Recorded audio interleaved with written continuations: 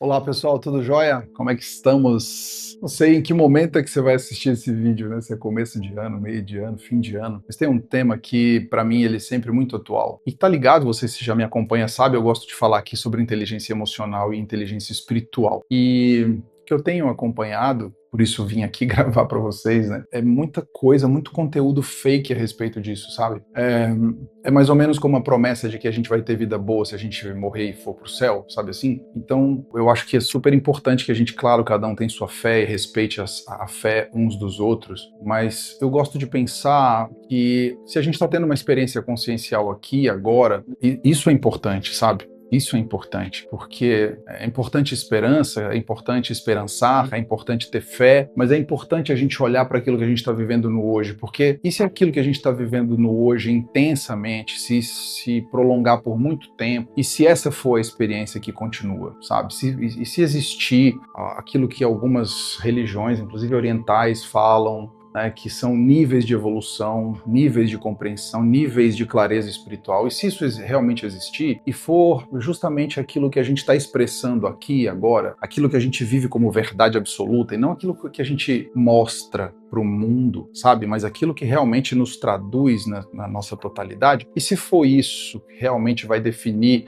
esse céu, esse lugar para onde a gente vai, entende? Segundo as diferentes crenças. Eu tô falando nisso, mas eu quero fazer uma curva e voltar aqui, que é pra gente pensar no seguinte: eu tenho assistido as pessoas fazerem promessas, sabe, no campo da inteligência espiritual, no campo da inteligência emocional, que é assim, é como se a gente pudesse simplesmente ler um manual de alguma coisa, e porque a gente leu esse manual, a gente se tornou expert, sabe, mais ou menos assim? O cara te dá um manual de como pilotar um jato e te explica o que é uma força de 2G, 3G, 4G. E depois você acorda dentro de um macacão num supersônico e vê a diferença, assim, sabe? Eu, em simulador, que tive a oportunidade de entrar em alguns que estavam longe disso, eu já falei, meu Deus do céu. Então, assim, o que eu quero dizer com isso, galera? O que eu quero dizer com isso é que, independente de qual é o teu alvo, sabe? Se o teu alvo é espiritual, como eu comecei falando, nessa busca pelo paraíso e tal, ou se o teu alvo é emocional, que é, de repente, viver vida boa, experimentar emoções de forma mais ordinária, ou seja, no dia a dia, que sejam emoções minimamente dignas da gente dizer assim, caramba, estou vivendo vida boa, né? Porque as pessoas até falam hoje em dia coisas do tipo, minha ansiedade. Se eu sentisse ansiedade, eu nunca chamaria ela de minha começo de conversa, que seria uma coisa que eu, né, não ia querer, no uso da linguagem, atribuir a mim mesmo, sabe? Como meu. Aí as pessoas, outras fazem assim, para fugir da responsabilidade daquilo que elas estão sendo em termos comportamentais, elas dizem, meu ego faz assim, entendeu? E tem gente que propaga e vende isso, e as pessoas acabam abraçando com algum nível de imaturidade, de dizer, pera, então se o ego realmente está aí, faz parte do jogo, como assim, meu ego, como se ele fosse o culpado de tudo e você não tivesse responsabilidade nenhuma pelo que você está fazendo, sentindo, pensando, sabe? E por aí vai. Então, quando a gente estuda e se engaja no desenvolvimento humano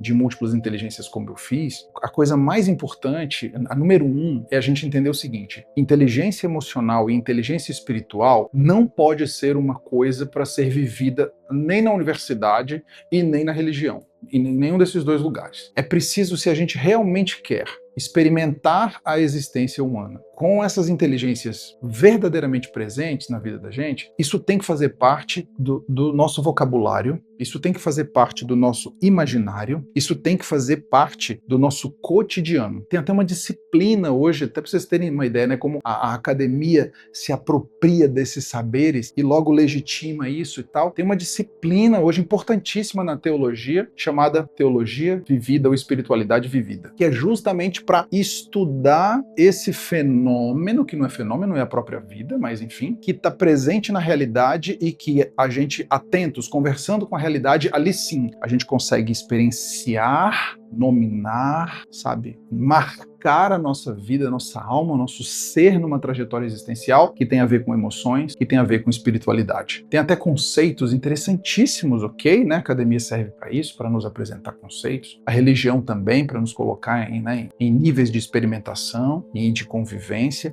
Mas é muito importante que a gente entenda que é na vida, e ali não é que não haja vida, mas para além desses espaços que a gente precisa colocar a nossa inteligência emocional para rodar, a nossa inteligência espiritual para rodar. E aqui vou fazer algumas outras provocações para a gente refletir junto. Tá certo? Graças à psicologia e a alguns estudos importantes, a gente começou a trabalhar um conceito que é o conceito de mente. E eu quero fazer uma provocação aqui, que é a gente admitir por um instante que essa história de mente é uma criação fictícia, é uma coisa que não é verdade. Vamos pensar nisso, assim, vamos desconstruir um pouco isso. Assim, que aquilo que a gente chama de plano mental, do jeito que explicaram pra gente, não é bem daquele jeito. E que talvez esse troço seja uma invenção de moda. E no lugar disso, eu quero propor uma outra coisa. Eu quero propor o seguinte, que mais importante do que a gente ficar talvez focado no que é a mente, em como ela funciona, o que é esse ser e como ele pode ser dividido em categorias para a gente poder decifrar sua complexidade, a gente se concentrasse num único fator, que é super importante e muito, infelizmente, desprezado pelas pessoas, que é o fator memória. Então, eu não sei como é que você chama. Então, digamos que você chame Maria. Tudo bem, Maria? E vamos dizer que por um instante, tá certo? Você consiga contemplar tudo aquilo que você, conhecedora que é sobre a mente, é a mente da Maria. Entende? E dentro desse plano mental, vamos imaginar que as emoções que você também acredita que são super importantes porque elas definem a Maria, elas também estão dentro dessa dimensão e do absoluto nada eu aqui chegasse lá em algum ponto do seu cérebro físico e retirasse todas as suas memórias. Você ainda seria a Maria? A forma como o seu plano mental está organizado teria alguma relevância? Aquilo que define você a partir de como você sente a vida ia te contar alguma história? E se eu disser para vocês que não existe mas dezenas de níveis de memória e que nós no Ocidente consideramos meia dúzia deles e desprezamos mais umas 50 dezenas de dimensões da memória? Simples, as pessoas hipervalorizam, por exemplo, a memória de longo prazo do cérebro, mas a sua memória de longo prazo do seu cérebro superpotente não lembra como era, sei lá, o nariz da sua tataravó, mas o seu corpo lembra, ele está em algum lugar no seu próprio nariz. Então, quando a gente começa a descamar isso com mais, não só conteúdo de qualidade, porque a gente acaba bebendo na academia e no laboratório, nas diferentes religiões do mundo, mas a gente pega tudo isso e leva para a vida, que é o que eu proponho para você, que você se decifre, que você se faça laboratório, e a partir disso, com uma boa guiança, né, com uma boa mentoria, com um bom caminhar junto de alguém que te permita sair do mental e ir para o campo da memória, e aí você realmente se decifre emocionalmente, e aí realmente você expanda a sua consciência espiritual a partir daquilo que espiritualidade se revelar para você na sua experiência íntima com a verdade. E não a partir de códigos, copia e cola, entende? Mas a partir de um conjunto de diversidades, que algumas coisas nessas diversidades vão fazer sentido para você, outras não, ou seja, você mesmo peneira isso, e escolhe a partir das memórias que já tem, mas também a partir daquelas que quer ter, que tipo de construção você quer fazer. Que tal? Já tinham parado para pensar nisso? Que talvez não exista espiritualidade nenhuma que seja espiritualidade mesmo, que não seja a espiritualidade vivida, que enquanto você não tira da sua cabeça as coisas e coloca na vida, enquanto não há o skin in the game, a pele no jogo, enquanto você só tem ideias, opiniões, enquanto você só lê manuais, enquanto você só troca para o próximo curso, para a próxima página, para, sabe, o próximo possível novo guru, não tem espiritualidade nenhuma.